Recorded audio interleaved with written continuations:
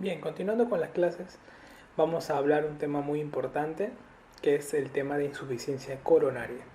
Para poder entender lo que vendría a ser insuficiencia coronaria, en esta parte vamos a hablar de generalidades y vamos a tocar algunos puntos muy importantes. Recordar que la guía práctica clínica sobre lo que es manejo de cardiopatía isquémica estable abarca mucho lo que es el tema de generalidades y nos da a entender muchísimo acerca de lo que actualmente es el tema de investigación más en boga en cardiología, que es más que todo lo que es el manejo de la cardiopatía isquémica, con medidas hemodinámicas y todo lo que más conlleva. Vamos a utilizar y vamos a trabajar mucho los lineamientos de la clínica del año 2013, con algunas adaptaciones que se han dado en los últimos meses. Bien, comencemos con la etiología y factores de riesgo cardiovascular. Es importante recordar que los factores de riesgo cardiovascular que nosotros normalmente conocemos, debemos recordar que el tabaquismo ocupa el primer puesto del factor de riesgo cardiovascular. Luego tenemos a la hipertensión arterial, la diabetes mellitus, la hiperlipidemia. Los demás son factores de riesgo también asociados a patología cardiovascular propiamente dicha. Es importante recordar que todos los pacientes que tengan estos factores condicionantes van a tener con el tiempo una lucha a nivel de las arterias coronarias. Estas van a ir aumentando la placa de ateroma dependiendo los mayores riesgos que uno le va a ir dando. Y eso va a conllevar a que el flujo se vea disminuido en las arterias coronarias. La disminución del aporte de oxígeno y el aumento de la demanda de oxígeno, ese desbalance entre los dos va a conllevar a la larga a lo que vendría a ser la isquemia coronaria. Entonces, acá te he marcado muchas causas de disminución de aporte de oxígeno. Para poder recordarlas, te las he marcado dentro de una mnemotecnia. Y solo acuérdate que la letra A de aterosclerosis es la causa más frecuente de isquemia coronaria. Aparte de ello, vas a encontrar muchos factores que aumentan la demanda de oxígeno. Y estas son las cardiopatías estructurales que tú has venido trabajando en todas las demás clases que hemos venido desarrollando. Y recuerda que hay algunas condicionantes no cardiológicas que pueden aumentar la demanda, como las emociones. Por eso que no te he escuchado hablar que una emoción fuerte puede terminar en un infarto. Sí, porque aumentaría la demanda de oxígeno y en un paciente severamente comprometido, puesto puede desencadenar un cuadro clínico isquémico crítico. La isquemia lo primero que hace es una alteración bioquímica. La alteración bioquímica conlleva la disminución de la producción de ATP. Luego de la alteración bioquímica prosigue una alteración funcional. En la alteración funcional primero se ve un fracaso de lo que es la relajación cardíaca y luego un fracaso de la contractilidad y la progresión de producción de arritmias. Al final lo que va a conllevar es una necrosis que se va a enmarcar en una elevación de enzimas miocárdicas con producción de ondas Q en el electrocardiograma. Esto es muy importante. El paciente que tiende a ser un paciente cardíaco con factores de riesgo tiende a tener elevados los lípidos. Y los lípidos son los que van a contribuir mucho en esta placa que se va a ir formando dentro del vaso sanguíneo. Para ello van a haber muchas tablas de consideraciones fisiológicas.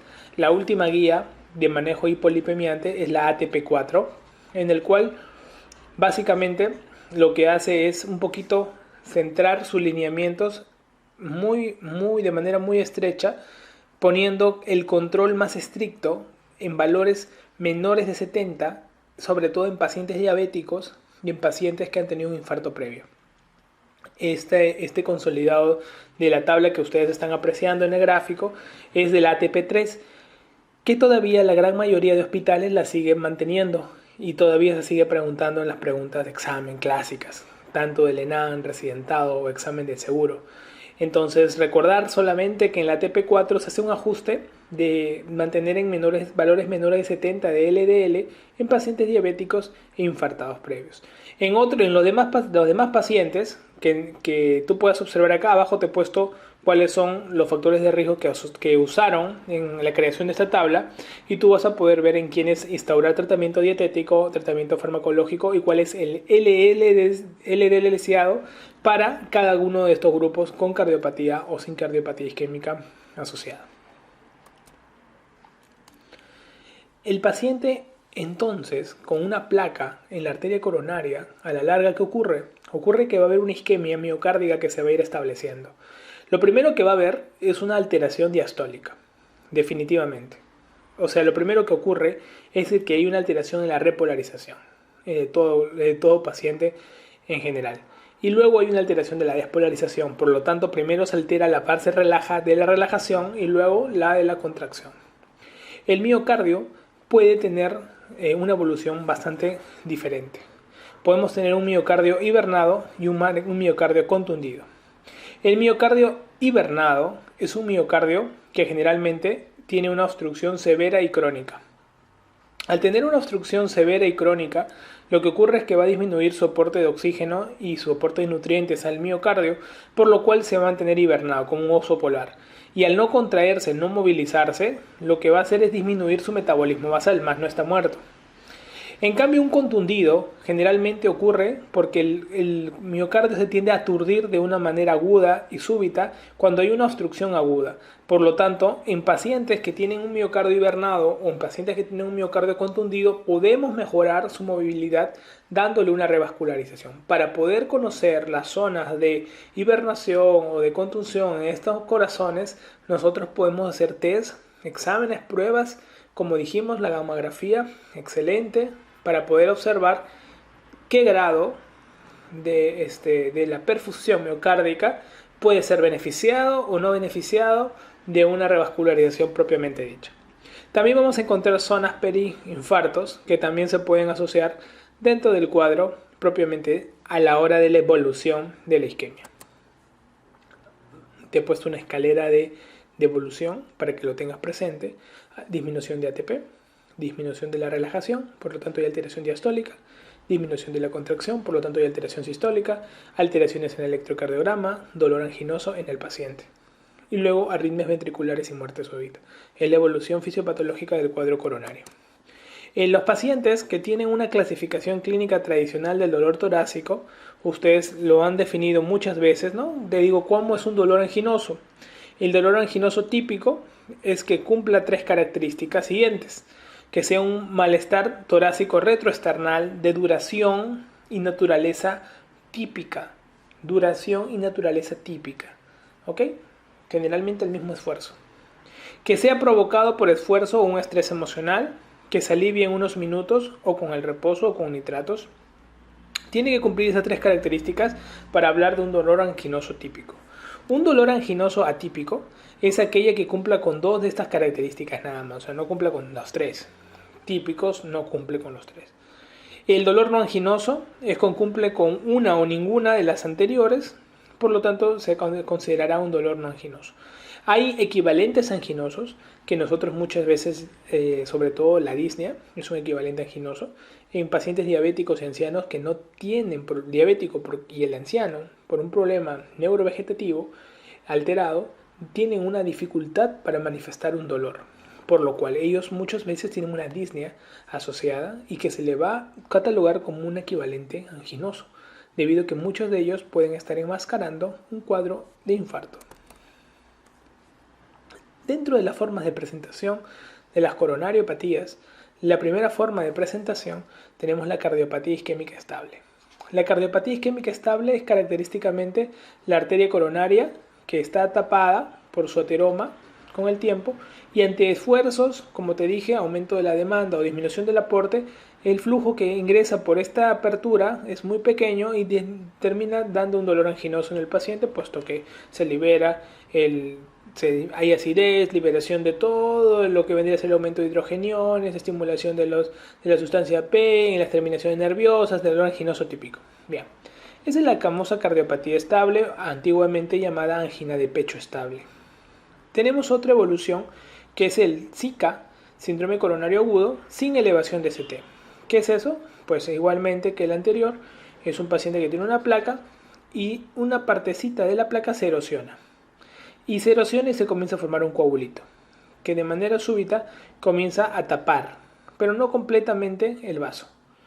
¿Ok? Entonces te da un tiempo, un coágulo sobre una placa. Entonces esto se comporta de 2 maneras. Esto es el comportamiento de un infarto, ST no elevado, o puede ser el comportamiento de una angina inestable. Y como tú esperas que no se termine de tapar todo, le tienes que anticoagular. Por eso que el tratamiento de estos pacientes es anticoagulación. El paciente con un síndrome coronario agudo con elevación del ST, lo que nosotros normalmente hacemos es lo siguiente. Es un paciente que tenía su placa de colesterol y la placa se rompió. Pero ¿qué ocurrió acá? Se formó rápidamente un coágulo que tapó toda la arteria coronaria. Y la mayoría de estos pacientes, ¿cómo evoluciona? Pues como un IMA ST elevado, donde el tratamiento es la reperfusión inmediata. La reperfusión no la hacemos con anticoagulación, con enoxaparina o heparina. La reperfusión la hacemos de dos maneras. La primera es rompiendo el coágulo con un fibrinolítico. Y si en caso no tenemos el fibrinolítico, bacán, hacemos con una angioplastía que es mucho mejor que el fibrinolítico. ¿Ok? El gol estándar es manejo de angioplastía. Buscar un centro con angioplastía. Los centros con hemodinamia. Un centro de hemodinamia cardíaca que permita colocar un catéter por la arteria radial o arteria femoral que llegue a la aorta, llegue al vaso lesionado, funda contraste, observe la zona de lesión, coloque un stent por dentro de la arteria coronaria implicada. Si no tuvieras un centro hemodinámico, pues le haces fibrinólisis con alteplase, en este caso. Y si no respondiera a la fibrinólisis en 2 horas, pues tienes que derivarlo como sea a un centro que haga angioplastía. Con tratamiento ya lo mandas. Estos pacientes, tú sabes que la angioplastía, la duración de la angioplastía, el efecto o el estándar es las 12 primeras horas, pero lo puedes hacer hasta las 24 primeras horas. Y los fibrinolíticos, tú lo puedes utilizar las 12 primeras horas, pero su efecto es tan igual que una angioplastía en las 2 primeras horas. Entonces tienes que jugártelas, ¿no? Mira qué diferente es el manejo de un paciente con ST no elevado con un ST elevado. Con el ST elevado, que te van a preguntar más esto en los exámenes, prácticamente eres violento, ¿verdad? Reperfundes rápido, rompiendo con la fibrina, con fibrinolíticos, alteplase o la angioplastía, que es lo mejor todavía que puede ocurrir. Y en caso que no tengas este cuadro clínico, es un cuadro clínico que todavía no se ha tapado el vaso, la evolución es distinta con anticoagulación.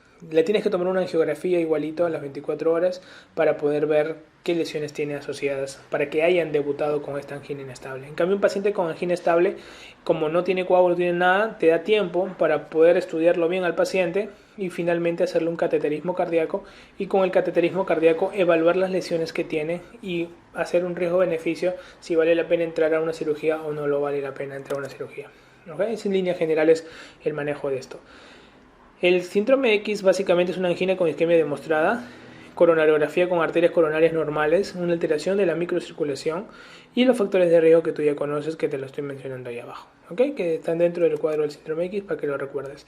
El EKG, recuerda que el involucrado acá será el ST, es lo primero que vas a ver en una alteración isquémica. Si tienes una isquemia, alteraciones en la onda T. Si tienes una lesión, alteración en ST, y tienes una necrosis, alteración en DAQ. Para el manejo nosotros vemos esto, ST elevado, reperfusión inmediata, ST no elevado, anticoagulación, así como vamos a trabajar. En el EKG, esto ya te lo he mencionado en la clase de electrocardiograma, en método de diagnóstico general, no te lo voy a repetir. Igualito las lesiones que vamos a encontrar de isquemia en la onda T, cómo se presentan, y las lesiones en el segmento ST. Lo hemos visto en detalle. Y recuerda que las ondas Q aparecen a las 6 a 9 horas, después que se ha hecho un evento isquémico. ¿Okay? Entonces esto, verlo en el método diagnóstico como lo hemos trabajado. No te olvides que la onda Q patológica es aquella onda Q que mide más de un cuadradito, que mide más de un tercio de la profundidad del siguiente R, y que generalmente está en derivaciones congruentes, ¿no? Caras congruentes, que lo hemos mencionado en las clases pasadas. Por ejemplo, cara inferior 2-3 ABF, que te lo preguntan mucho, cara lateral alta de 1 ABL, cara lateral baja B5 B6, eso es característico y no tienes que olvidarlo. Enfocando el diagnóstico, enfocando la isquemia coronaria, básicamente, el paciente que tiene un ST elevado es un paciente que es una emergencia A1. Tiene una necesidad de reperfusión rápida por angioplastía o por fibrinólisis. Paciente que tiene un ST no elevado, damos anticoagulación, cateterismo a las 24 horas y decidimos si vamos a hacer una reperfusión por cateterismo, o sea, colocación de stents, o vamos a hacer una revascularización miocárdica, o sea, un bypass coronario.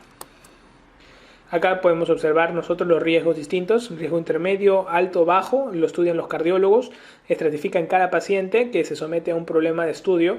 La estratificación va asociada no solamente con el ecocardiograma, con el electrocardiograma, va con el cateterismo cardíaco, con la angiotomografía coronaria para ver calcificaciones de coronarias en algunos pacientes y para poder estratificarlo mejor con una foto del cateterismo y poder hacer una escala de valores que ya vamos a ver que son la escala Syntax. Muy bien, entonces esto es con respecto a la parte 1 de generalidades en insuficiencia coronaria. Nos vamos a ver con las siguientes partes para poder desmenuzar todos los temas. Un fuerte abrazo, nos vemos en la siguiente clase.